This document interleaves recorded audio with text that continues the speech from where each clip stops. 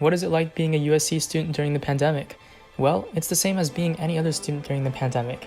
I get up every morning 5 to 10 minutes before class, collect myself for a moment and grab my laptop. No commute, no preparation. After that, the screen becomes my reality. Tuesdays are my hard days. I have 3 back-to-back classes from 10 to 5. I try to squeeze in a meal after my first class, but usually end up cooking well into my second class. I look forward to each and every meal on Tuesdays, and snacking during class keeps me going. A couple weeks ago, I heard about the 20-20-20 rule, which helps reduce strain on your eyes. Every 20 minutes, take a 20-second break from your screen and look at something 20 feet away. It helps. Another thing that helps is experiencing reality outdoors. Basketball is my go-to activity. When I play, I'm not thinking about anything else. One of my favorite things to do is try new maneuvers on court and test them out on my friends. A tremendous God-given ability.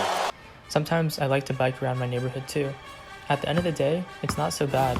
It's the little things that keep us going.